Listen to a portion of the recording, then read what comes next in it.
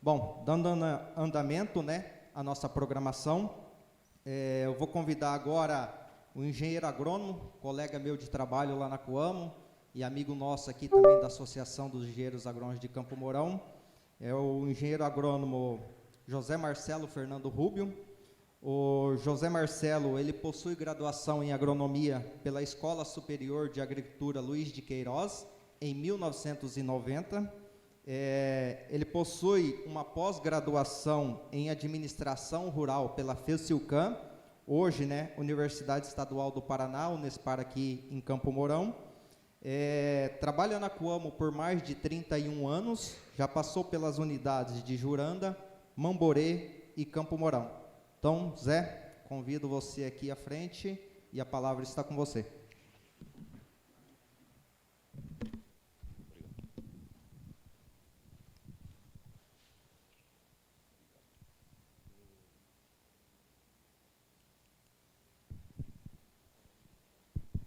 Bom dia a todos, todas.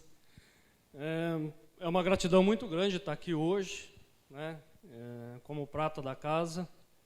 Eu sempre tive desse lado aí de vocês, né, pela primeira vez aqui, então é uma grande responsabilidade e prometo me esforçar ao máximo. Na verdade, não vamos, como falamos, não trabalhamos com pesquisa, trabalhamos direto na extensão, né, na assistência aos produtores. Então, não viemos aqui trazer nenhuma novidade, mas relembrar alguns conceitos que a gente, ao longo desse tempo, né, entende como importante para que a gente consiga atingir, né, altas produtividades. Esse é o objetivo, então, e o tema desse dia, né? Então, eu vou estar falando aí como garantir uma adubação, né, alguns tópicos, né, com qualidade e com eficiência.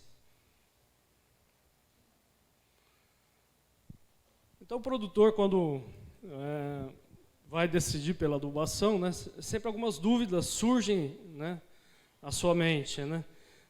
Qual adubo que eu vou utilizar, né? Qual fórmula? Vou utilizar uma matéria-prima básica ou vou utilizar um formulado, né? Quanto que eu vou utilizar disso, né?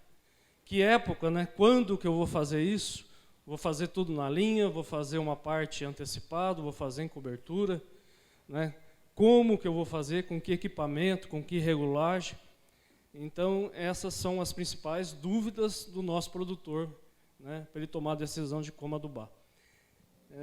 Quando a gente fala de adubação, nós estamos falando do item, no custo de produção, o maior item, normalmente, nas culturas anuais, né? E nos últimos tempos aí, né, com o preço, né, o maior preço das matérias-primas ainda se tornou ainda uma dúvida maior ainda na cabeça do nosso produtor, né? Então essa decisão, que já era importante pela repercussão que tem na produção e no custo, né, passou a ser ainda um pouco mais delicada, tá? Bom, e quem que pode ajudar o produtor? Somos nós, né, os engenheiros agrônomos. Eu acho que essa é a nossa grande responsabilidade, e da gente, né, trazer a melhor informação, né, possível, a melhor recomendação possível para que o nosso produtor possa tomar a melhor decisão. Então, eu acho que esse é o nosso papel e eu acho que por isso todos nós estamos aqui, né, informação e informação de qualidade, tá? Mas nós vamos também aqui abordar, né, alguns aspectos sobre a regulagem do equipamento, né? É aqui que aponta. Regulagem. Matéria-prima, né? Qualidade de matéria-prima, principalmente, né? Não adianta a gente ter uma boa matéria-prima se a gente não tiver um armazenamento adequado, né? Então, a gente pode estar recomendando certo, regulando certo, né? Ter uma matéria-prima boa e estar perdendo aqui no armazenamento. E vamos falar algumas coisas também sobre garantias, adulteração, né? Quando a gente fala no aumento do preço da matéria-prima, né, isso aí começa, né, a incentivar algumas coisas aí, legais ou não legais, a acontecerem no mercado. Então, a gente também, se a gente pensa em alta produtividade, precisa estar bem atento.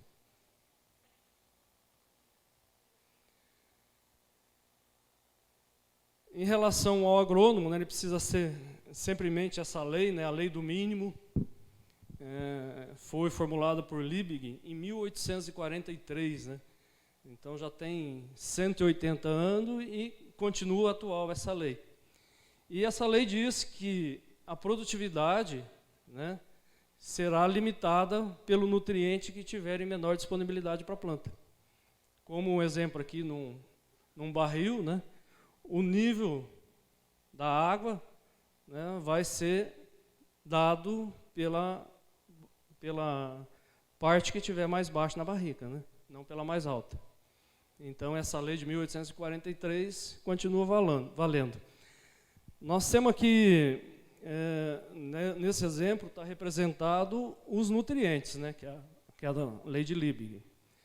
Mas não é apenas os nutrientes que a gente tem que pensar como agrônomo, né? Existem outros fatores, né, que limitam a produção e podem, às vezes, até estar limitando mais do que os nutrientes. Vamos pegar um exemplo aqui, até citado pelo Luiz, né? Vamos plantar um milho safrinha no final da janela de plantio, março, né? Provavelmente, o que vai limitar a produção, além de doenças, é a radiação solar, né? É um item que a gente, nessa época de plantio, não tem controle nenhum. Então, não adianta querer fazer num plantio no final da janela de plantio uma alta adubação, principalmente nitrogenada, que a gente não vai conseguir o retorno adequado, né? Então, a gente tem que estar muito bem ciente, né, do que está limitando a nossa produção, não só a questão de adubação. Agora, é lógico que quando a gente pensa em altas produtividades, né, nós devemos, né, ter um controle, né, o melhor possível, né, desses fatores de produção, né.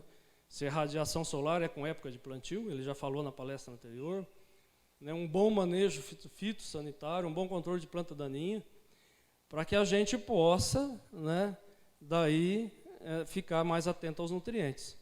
E com isso conseguir encher o barrilzinho ali da melhor maneira possível. Se a gente pensa em alta produtividade, nenhum fator de produção pode ser negligenciado e nenhum também nutriente pode ser deixado de lado. A gente tem que pensar no contexto todo.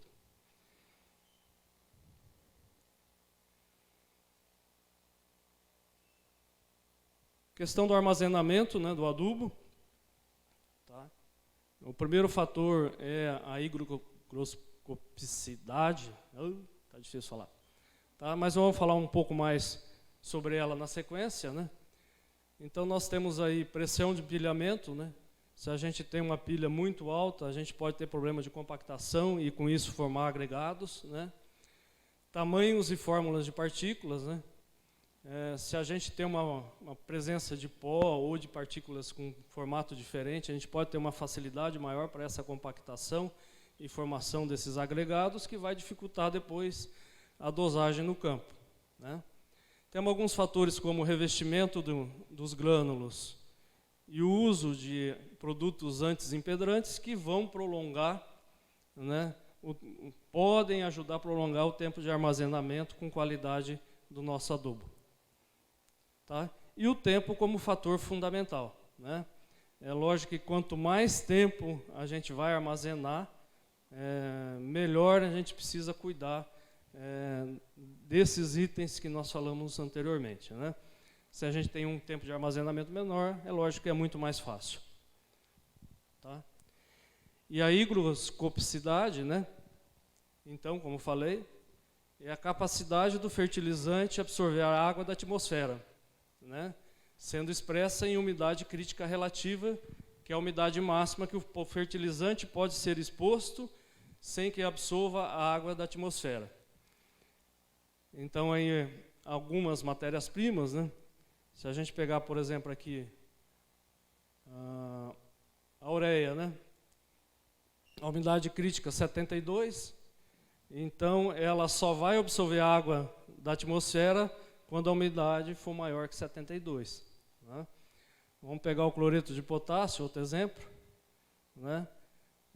a umidade crítica relativa é 84. Então, só vai absorver a umidade quando a umidade for maior que 84. Só que quando a gente faz a mistura, né, então a mistura não é exatamente igual os individuais, né? Se a gente pega a mistura do cloreto de potássio, cadê ele? Né, com a ureia, a umidade, cadê cloreto? Passa a ser 58, né? Não, calma lá. 57, não? Eu estou perdido. Para baixo, cloreto de potássio, 60, né? Tá. Obrigado pela ajuda aí. Então, quando a gente faz uma mistura, né, de duas matérias-primas, né, essa umidade sofre uma alteração, normalmente para menos, né? Então, misturas aí que tenham essa umidade crítica relativa bem baixa, é mais complicado a gente estar armazenando. Tá? Quem se lembra do adubo de café, aí, né, 25-20, que era uma mistura de ureia e cloreto, né, e um pouco de fósforo, com certeza sabe que facilmente empedrava. Né? Então, a gente tem que ter cuidado, não só com a matéria-prima básica, mas também com as misturas, qual que é a sua umidade relativa crítica.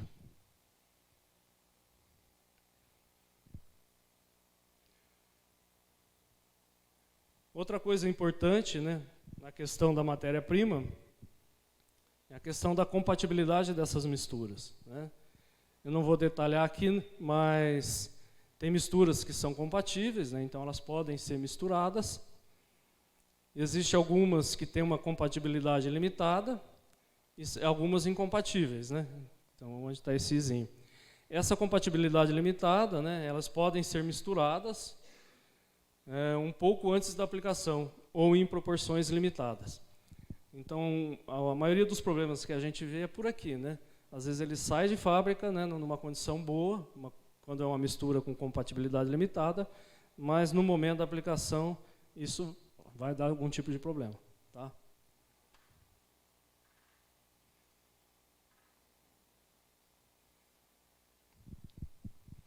Salinidade, né? Tem a ver com potencial, né, de água, né, e é expresso em índice salino, né, tendo como base o nitrato de sódio, né, como 100. Então, aqui está as principais matérias-primas, né, qual que é a salinidade. É lógico que a preocupação maior é o cloreto de potássio, né, que tem um índice salino ali de 116. Né? E, se a gente for colocar, principalmente a salinidade é importante na adubação na linha de plantio. Né? Que essa salinidade pode afetar a germinação da semente ou o enraizamento da cultura no início.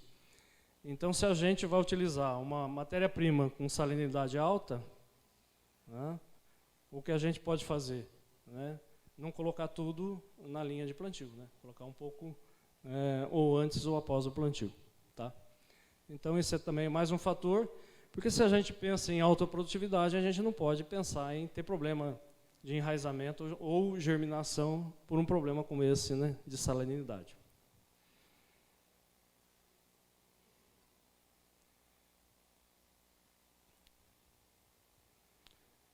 Tá.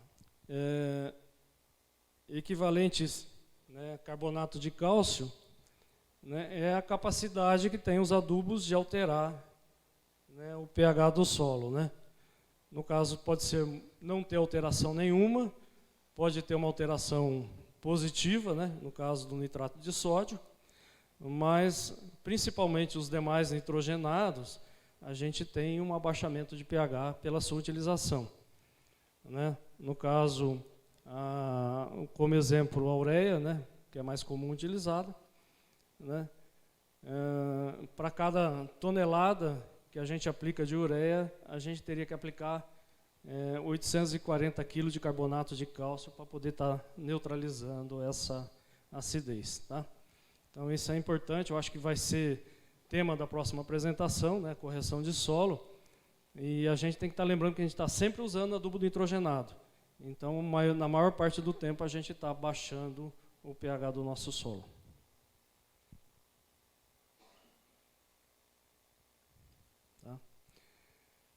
nas características físicas, né, dos adubos, né, um item muito importante é a granulometria, né.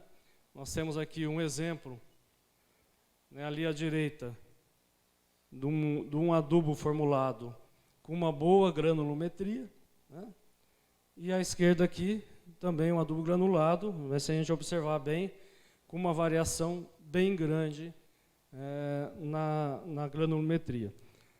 O que isso vai depois no campo resultar? Tá?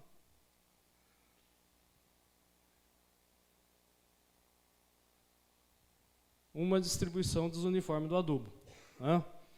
Então, como exemplo aqui, né, uma mistura com granulometria variada, né, com densidade variada, nós nunca vamos ter uma distribuição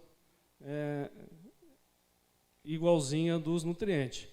Então, em algum ponto, nós vamos estar caindo a fórmula original, mas no começo ou no final, a gente pode estar pensando que está adubando com uma fórmula, mas na verdade está adubando com outra.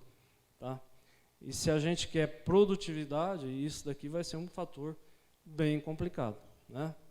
Quando a gente tem um adubo com uma granulometria melhor, né, a gente espera, né, não perfeitamente assim, mas que a gente tenha uma distribuição melhor desses nutrientes em toda a área.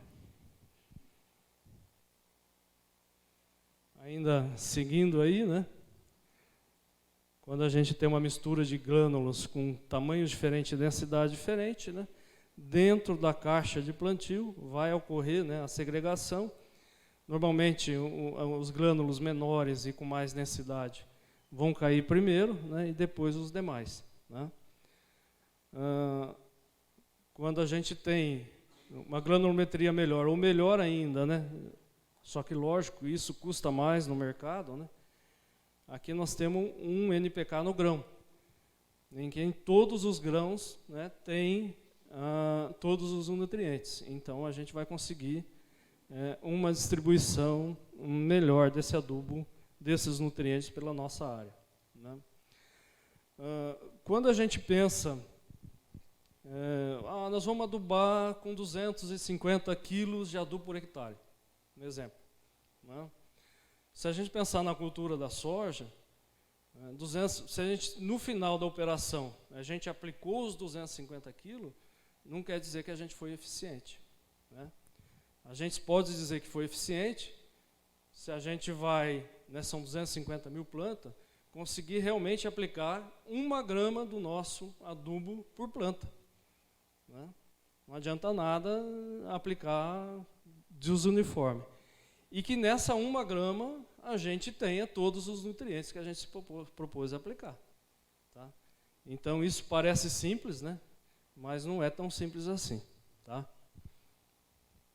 E essa granulometria aqui, né, diz muito sobre isso. Quando a gente tem, como a gente teve nos últimos tempos aí, uma alta no preço dos adubos, né, e normalmente, né, esses adubos com qualidade física melhor ou NPK no grão, eles custam mais caro. Né? Então, normalmente o produtor vai, nessas épocas de crise, vamos dizer assim, né, tentando baratear custo, vai abdicando da qualidade física do material. Né, e eu acho que isso vai contra o objetivo que nós estamos falando aqui, de ter uma maior produtividade.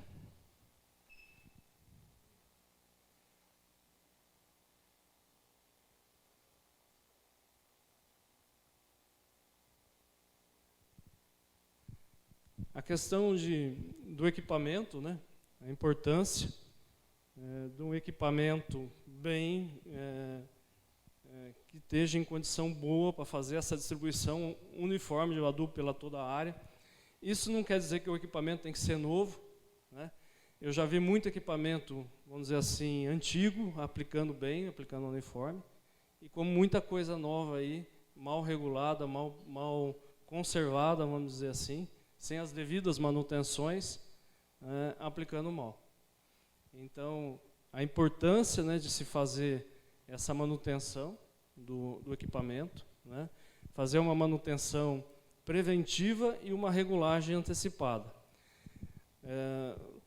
Quando é novo ainda, né, é mais fácil, vamos dizer assim, mas com pouco tempo de uso, né, os mecanismos que fazem a dosagem desse adubo pode ter um desgaste de forma diferente de uma linha para outra. Eu já vi muita plantadeira com 3, 4 anos, em que a diferença entre uma linha e outra é superior a 20%, 30%. Né? Então é importante a gente estar atento a isso. Né? Dificilmente o produtor faz, né? Normalmente ele vai lembrar que tem que regular o equipamento um dia antes do plantio. Ó, choveu, agora eu vou ter que regular meu equipamento. Né? E não consegue com isso fazer uma devida calibragem desse equipamento. Né? A gente precisa que todas as linhas, né, estejam aplicando a mesma quantidade de adubo, ou pelo menos próximo. E quando a gente tem uma variação, né, vamos dizer que viu lá que tem 2, 3 linhas com uma calibragem diferente, não adianta trocar que é só aquelas 2, né? Porque daí você vai pôr 2 novas que vão estar com desgaste diferente das outras linhas. Então a gente tem que às vezes trocar o kit completo. Tá? Mas o que é mais importante nessa situação, né, é que a gente faça essa calibragem, essa regulagem de forma antecipada, estando atento a todos esses detalhes. Né? Realmente todas as linhas estão aplicando. Né? Feito isso, né, e com uma matéria-prima de qualidade, a gente vai conseguir o nosso objetivo, que é adubar de forma uniforme toda a nossa lavoura.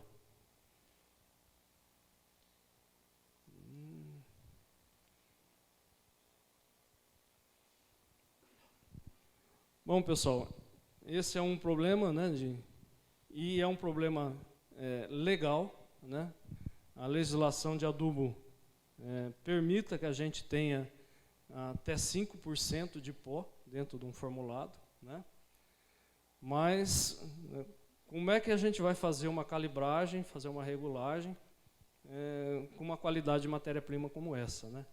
Então, o que a gente vê muito no campo, né, como é que vai ser a dosagem, né, se a gente começa a ter esses pós aí grudando no equipamento? Né? Então fica difícil.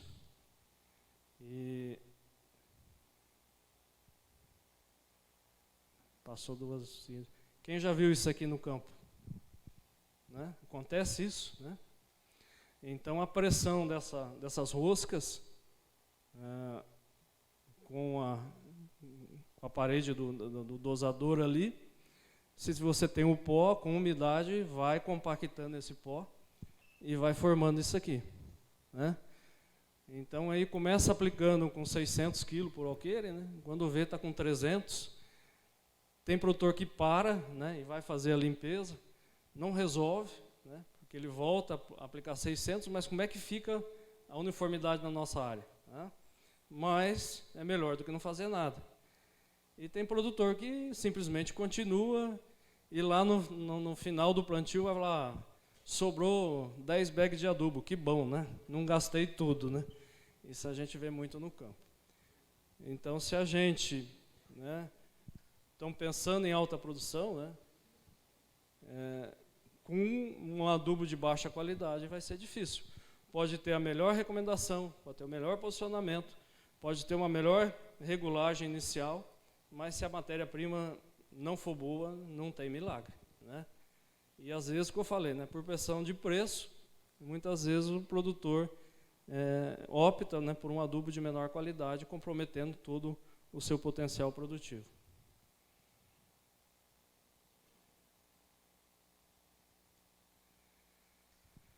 Bom, pessoal, outra coisa que com aumento de preço fica mais comum, né, e nessa ânsia de querer economizar, né, é a questão de, né, fertilizante é tudo igual, né, e tem alguns aspectos que eu falei, né, que são legais, né, que está dentro da lei, né, porque a lei permite, e outros são até casos de polícia, né, mas nós podemos está tendo uma mesma fórmula de adubo, utilizando só matéria-prima, né?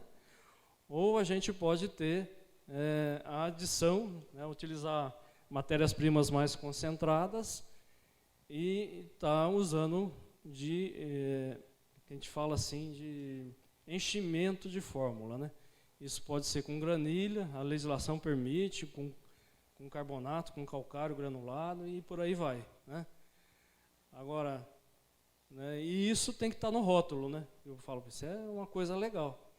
Então, às vezes a gente vê um adubo mais barato, né, no mercado e pode ser que a gente está tendo um caso desse, né? E volto a dizer, né, como é que a gente vai querer qualidade, produtividade, uniformidade de distribuição, adicionando um produto inerte aí no nosso adubo, né? E também tem as questões, né, de adulteração. Isso aí já não é uma parte legal, mas que a gente tem visto crescer bastante, né? Tem um exemplo prático aqui, né, de um 840, em que foi se analisar, né, ficou 421, né, e então, na verdade, metade disso daqui era adulteração, né. Ficou bem conhecido, aí, até saiu nas redes sociais, aí, tinha uma fábrica aí que pegava pedra e pintava, né, com um negócio lá, o vermelhão lá, e fazia o cloreto de potássio e estava comercializando, né. E com certeza vendeu e enganou muita gente, né. Então a gente tem que estar atento a isso, a essas adulterações, né? Não é que a gente vai buscar produtividade e cair numa cilada dessa. A recomendação é que a gente desconfie sempre, né? Sempre procure fornecedor idôneo, né? Mas que a gente tenha sempre a desconfiança. Tem alguns pontos de atenção, né, que a gente pode estar observando, né? Formato do grão fora do padrão, peso das embalagens diferentes, lacres danificados, embalagem suja, presença de pedra, né, coloração diferente do padrão, né? Então, em caso de dúvida, a melhor recomendação é que a gente realmente faça a análise, né? Hoje é fácil, né? Está disponível aí os laboratórios, né, que possam estar verificando a qualidade e a credibilidade do nosso adubo. Tem muito tempo ainda? Podemos encerrar. Bom, pessoal, eu acho que assim, é lógico que a parte mais importante, volta lá, é o profissional, é o agrônomo, entender os fatores que limitam de produção. O importante é o BBB, né? É o básico bem feito. Esse é a base de tudo, é o pilar de tudo. Lógico que a gente tem muitas inovações aí na parte digital, de taxa variável, né, de agricultura de precisão, nessa parte de adubação também, né, principalmente, mas nada se o básico não estiver bem feito. Como eu disse, ser eficiente não é aplicar os 250 quilos por hectare, né, é que a gente consiga aplicar 1 grama por planta, e que nessa 1 grama a gente tenha todos os nutrientes que a gente se propôs a aplicar, tá? Então, isso parte pela escolha de matéria-prima, de qualidade, regulagem, calibragem, manutenção de equipamento, para que a gente possa realmente fazer esse BBB, esse básico bem feito, tá?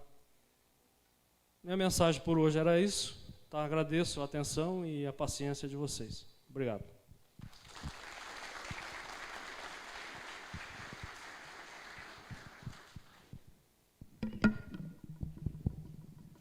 Zé, parabéns pela apresentação. Como vimos aí, né, pessoal, o assunto é bem complexo e sério, né? Parte de princípio que nós temos ali alguns pontos de atenção, até o ponto no final aqui que o Zé Marcelo explanou para nós, que pode se tornar um caso de polícia, né? Então, se atentar bastante com relação a isso daí, tá bom?